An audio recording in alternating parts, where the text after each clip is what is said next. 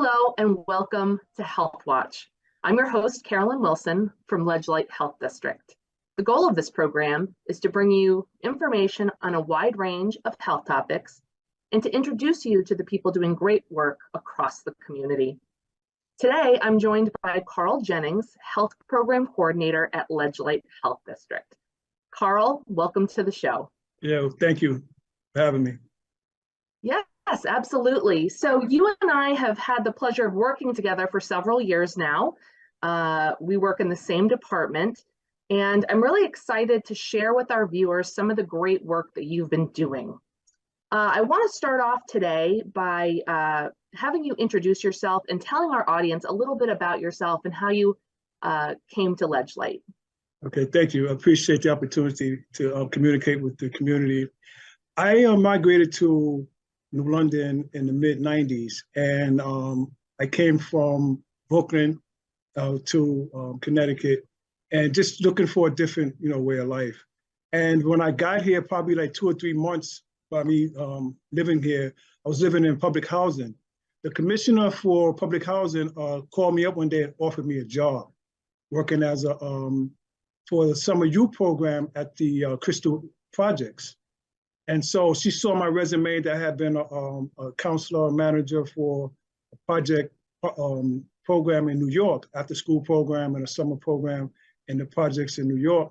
So I took the job, and it gave me the opportunity to meet a lot of the young people. It was from ages of like 12 to 18 young adults. And, the population in Crystal Projects was pretty dense at the time, 3 buildings. People had told me that, oh, they're not gonna, nobody's gonna participate, they're not gonna, those people. And I was like, okay. So I went there and I knocked on every door, and I created a program that was a family-oriented program that you had to be sponsored to join the program by an adult. That means an aunt, or uncle, or cousin, someone over the age of 18 would come down and spend time in the community room, play games, chess, checkers. And I took the students on field trips, and I got to know the community. After that, I basically started working for Caruso Music. I worked there for 9 years as an international telephone salesman, and I ran the DJ hip hop department. And so that gave me an opportunity again to meet a certain segment of the community. But in the meantime, I had children, and working here in the community, I wound up being able to get involved with some of the organizations that are pretty well established now, but from the foundation, like Fresh. I started working with Fresh their first year. I was on the board of directors with Fresh. Laura Burford and Arthur and his wife, Emily, I started working with them.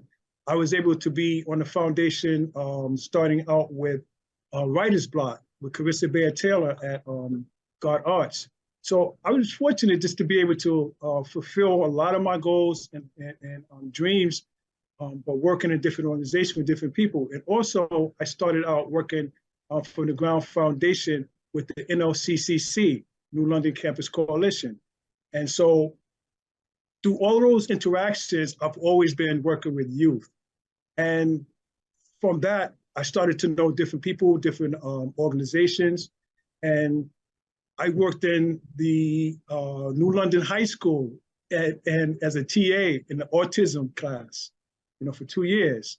And so I then started working with the New London Board of Education, doing film, photography, where I was able to then hone some of my skills in terms of videography, photography, and then being a musician and recording engineer. I started working at the God Arts. I was the sound engineer there for 7 years, doing all the Broadway shows. So I've had a pretty good experience here in New London, and I've made a lot of good contacts.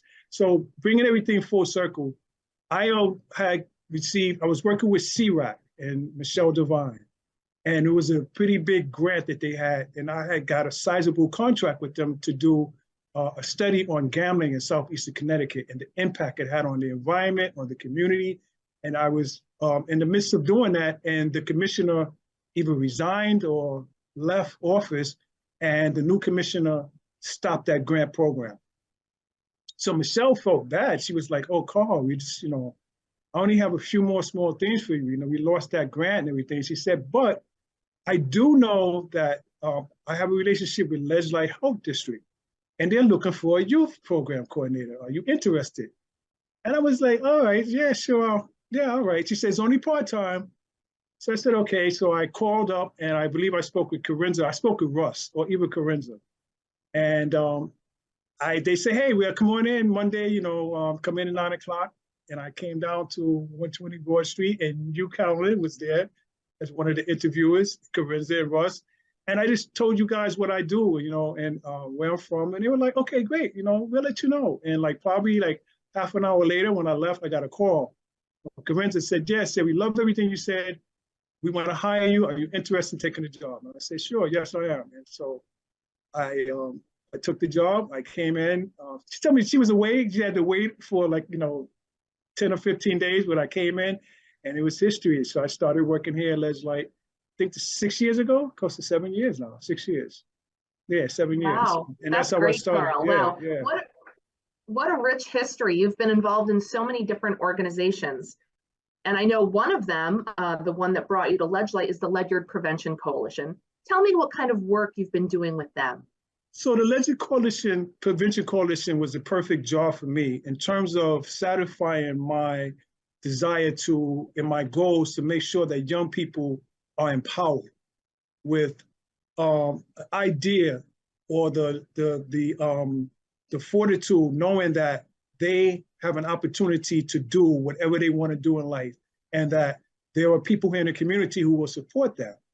And so a lot of young people, they think nobody listens to me, nobody cares, mom, school, everything.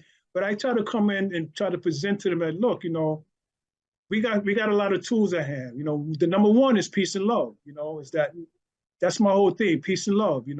Is that that's kind of corny, but no, it's really powerful because look, your mom and your dad, they love you. They buy you nice clothes. They provide a nice home for you. They do all the things needed for you. And so as long as you have that, you got a strong foundation. And so coming into the community, I'm fortunate that young people kind of think I'm kind of cool, because I'm from New York. I got the dreadlocks, and I got all the right tools to present to them a different perspective from what their parents are telling them. So I'm not here to raise the students. I'm here to support their parents in raising them. It's a parent's job to raise their children. And our job in the community is support the parents in raising their students. So when I came to Ledyard Prevention Coalition, Corinza basically opened the door and said, Karl, what do you think of some of the ideas? So I said, well, let's try to take all our swag and make it real cool. So I took all our t-shirts, I took all our glasses, I took all our bags and everything, and I went up to the middle school, and I had this little song I was singing with them, Peace and Love, and I went in there and started singing my little songs and talking to the kids, and I was different, it was something different. And so the message started getting across, and I was telling them how cool it was not to smoke, not to use marijuana, not to vape, all those kind of things like that. And the message got across.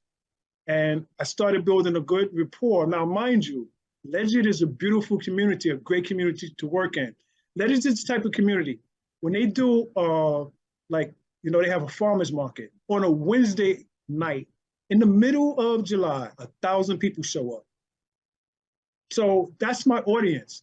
And so when I go and I talk to family members, when I talk to the Board of Education members, when I talk to anybody in the community, they're very open and very supportive. So I have a lot of good support behind what my initiatives are.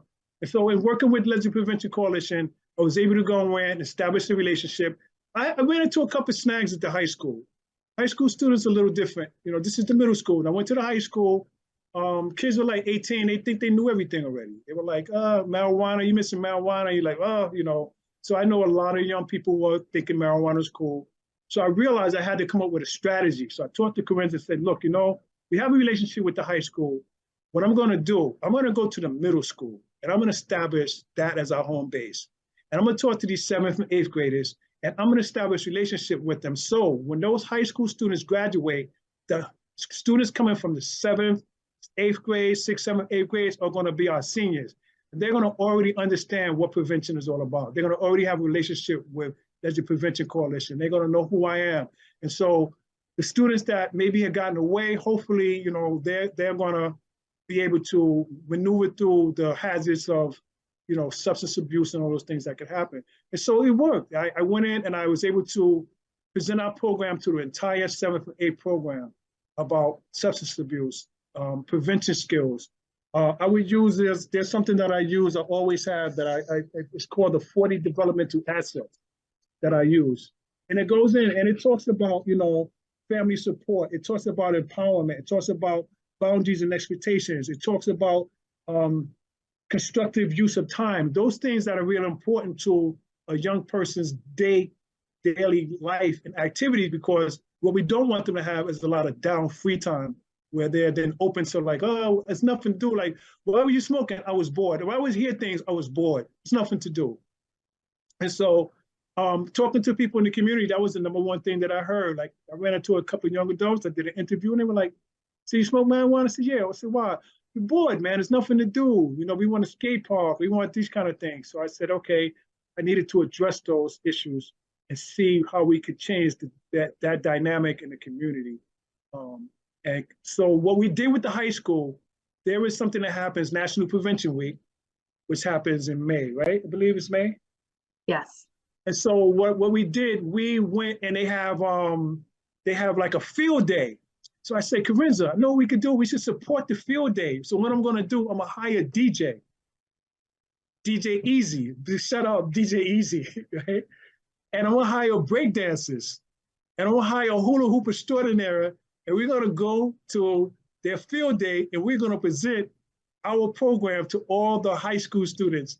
And it was a huge success where we would go out there with the DJ and I would throw out glasses and I would throw out t-shirts and I would do little rhymes with them and tell, get them to shout out, drugs are bad. And, we created a real relationship with the young people and they would genuinely come to me and say, no, I love what you're doing, Mr. Jennings, They kind of made me feel like I was a little celebrity, like a celebrity.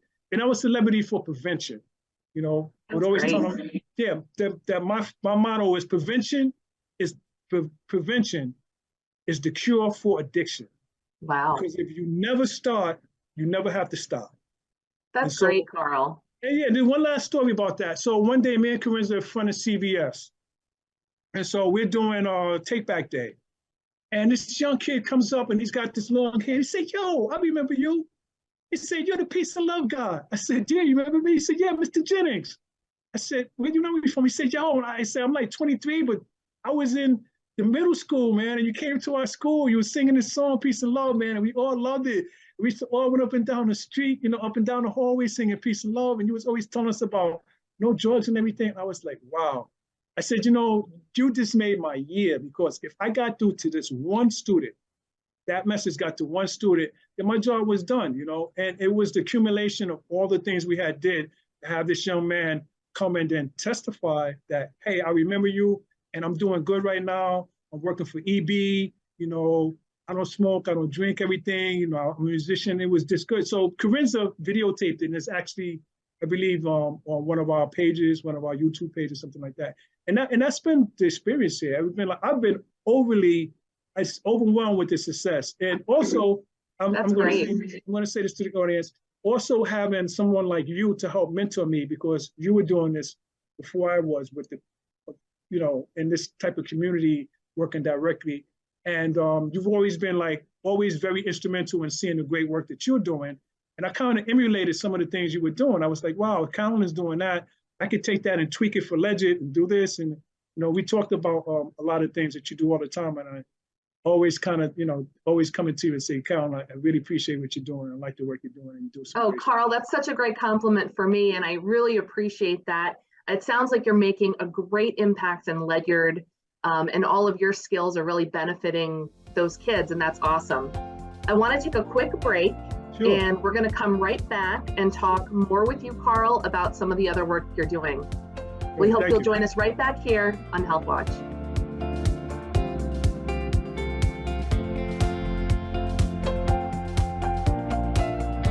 babies. Love them, protect them, vaccinate them. It's Infant Immunization Awareness Week. And as in-person learning and playing becomes more common, on-time recommended vaccination is even more urgent to help provide immunity against 14 different diseases. For more information or to find a healthcare provider or childhood vaccinations near you, contact Ledge Light Health District at 860-448-4883. That's 860-448-4883. I'm an ex-drug dealer, and I'll be your sub today.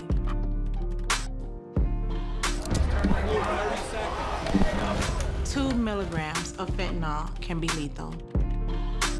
A lethal dose is in here. Who gets it, I won't know. It's cheap, it's potent, and it's profitable. The sad reality is, fentanyl is being mixed into everything now. More kids should know.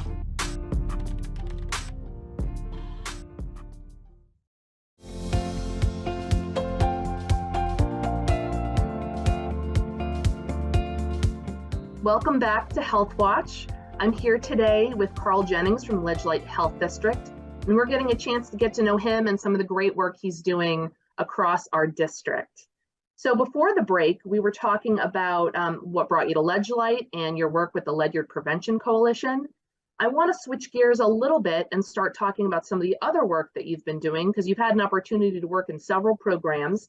Tell us a little bit about your experience with COVID testing clinics. Okay, so one day I got a call for our deputy director, Jen Muggio, and she said, "Hey, Karl, are you interested in moving from," like I told you, I said in my last segment, I was part-time. She said, "Are you interested in moving from part-time to maybe a full-time position?" And I said, "Of course." And she said, "Well, I have some opportunities for you. I'm going to make an offer for you. Will you accept?" And I said, "Yes, I will."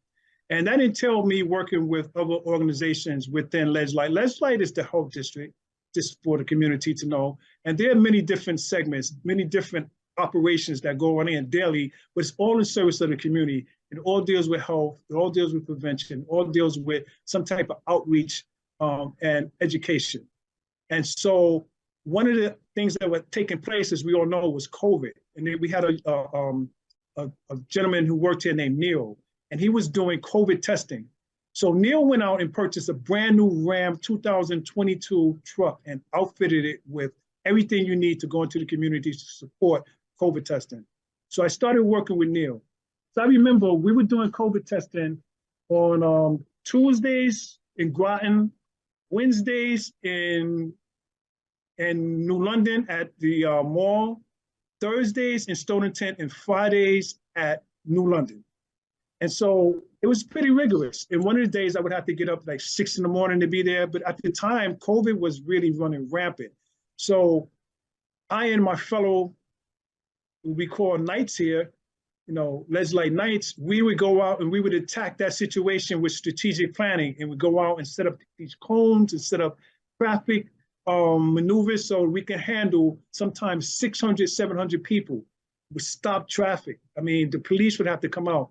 This was happening in the middle of the winter. It was freezing cold. And so I started working with Neil. Neil was a very skillful person. He had many skills. And so he wound up taking another job. He left Ledge Light and he moved on. And we all wished him well. He's a great guy. I liked him a lot. And so the type of person I am, a person of leadership and initiative. You don't have to tell me to do something if I know it needs to be done. And so I just continue to do it. One day when it was supposed to be done, I just got up and I went and I did it myself. I was doing it, with Neil.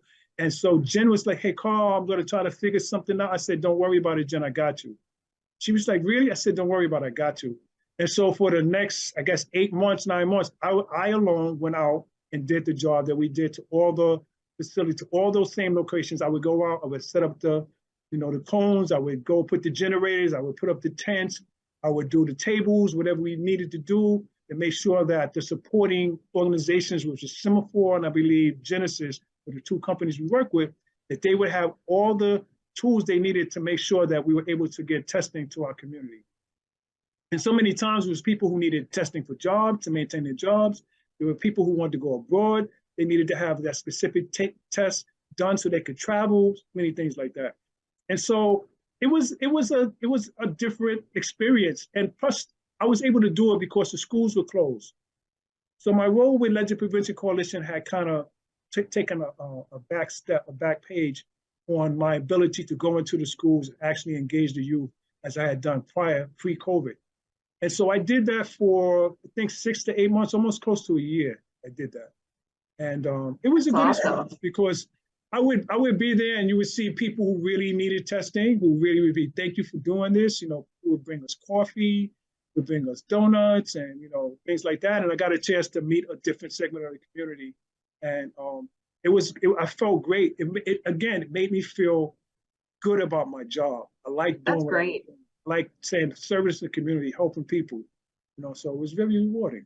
That's so awesome. And I know that that work has been so important to Legislate, of course, and to the community because unprecedented times call for, you know, many hands and everything we can do to get people the services that they need. So thank you so much for that work. Yeah, and the main thing I want to say about my main concern with all that work I did was safety. I wanted people to be safe. I wanted the workers to be safe. And I wanted people to come who needed testing to be safe because people were panicking. Some people were, you know, distraught, you know, because this was a life and death situation. So I always wanted to make sure that we had an organized, well-run format for them to realize, hey, this is where I go, this is what I do, and you can get your information back in a very reasonable amount of time. And we were successful to where the program diminished down to like 2 or 3 people a day. And we were like, hey, you know, we were very thankful that COVID had been taken out of the mainstream focus on community, and we can now focus on other issues that are important to our community, but having that dominate, you know, the conversation and everybody's lifestyle with the mask and everything, you know, it's kind of crazy. Right. So, I mean, again, you know, responding to the different changes in public health, the landscape, it sounds like you're part of our nimble team that can really help out when we need to really focus on stuff. So thank you for that. I know that you are working on the immunization program here at Legislate. And I know that there is an observance week this week. Yes, it is. And I'd love to hear about all of your outreach and some of the key messages involved with that program. Okay, so I want to big up Cindy Barry, who runs the IAP program. She does an enormous amount of work and a great job with all the things she has to do. So she approached me one day and said, hey, Karl, would you be interested in working my program? I know you're a very outgoing person and I think it would be great. And I said, sure, I'll work, you know, I would love to work with you. And I knew Cindy from the community and doing other health programs. Like I work with her with the fall prevention program.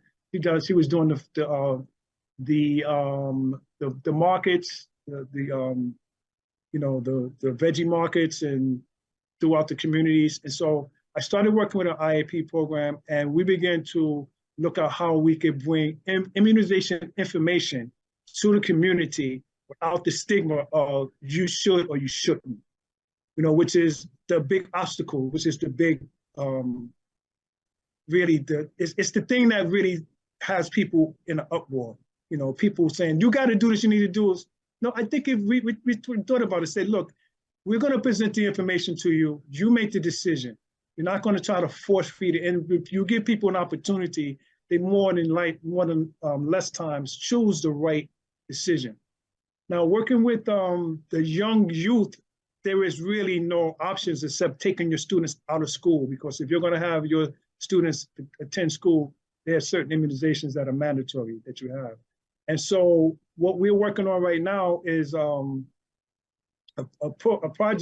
campaign, which is Adolescent Immunization Action Week, which is from today until from April 3rd to April 7th. And so some of the initiatives that we did, we have brochures like this that are in all the libraries that I distributed to the libraries, along with some bookmarks, along with information about immunization. One of the big key informational packets that I have is for meningitis, with young people who are going to college or going to be prep school, places like that, where they're going to be in close quarters. There's something about that environment that meningitis can be an issue to deal with. And we did radio announcements. We did some public service announcements. We partnership with other organizations that were doing things nationally. So there's another organization, which is Unity for Adolescent and Vaccination. And this is their, just to give you, and their hashtag is, I believe is hashtag AIAW23. And they're supporting Immunization Week for Adolescent Action Immunization Week nationally. So they have these PSAs that are very well marketed, very well informed, and it's all information fact-based. And that's one of the main things that we focus on. Information that is fact-based, based on trials that are proven to be successful, not opinions or not, theories. And that's all, we are able to present to the community, especially as legislators, the health district. And so that's one campaign. And the second we also, we put ads in the newspaper, in the Day's paper, and the Times paper that cover our region, which is Stonington, North Stonington, Mystic, Noank, East Lyme, Old Lyme, Legit, Waterford, and Groton.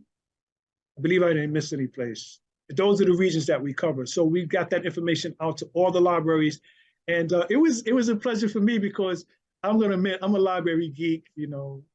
As a kid, I grew up going to libraries up in New York, used to go to the big libraries at Academy Plaza.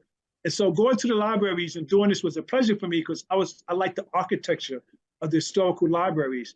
Some of the libraries in Connecticut that I went to were built in the 1800s. And they're just immaculate architecture. And talking about libraries information, it is the main center for any community to get free access to books, CDs, tapes, audio tapes, information. And, talking to the librarians, we talked about this is something that Benjamin Franklin done historically when he created the first library. He said, look, I want to make sure libraries are free forever to the community. And so it's been that way in the United States. We may be one of the only communities in the world that I know that libraries are always free, a lot of material. So it was great to have them facilitate the information to the community and knowing that this is something that we can do annually as a foundation that is going to be there. So next year, like I did last year, I know what my strategic plan is, which is very important for me. I like to plan strategically what I'm going to be doing April, May, June. There's certain things that I do that I know I could depend on that's going to be in service to the community, because what I don't want to happen, which has happened to several programs I was involved in, there's a select group of people that get involved in that program and they get a chance to experience, the benefits and the information and the people who run that program, and then they run out of funding or it stops and then it's gone. And then you only have the history to talk about what it was. And then you have another segment of the community who still need those services, who will still benefit from those people being involved, and it's no longer there.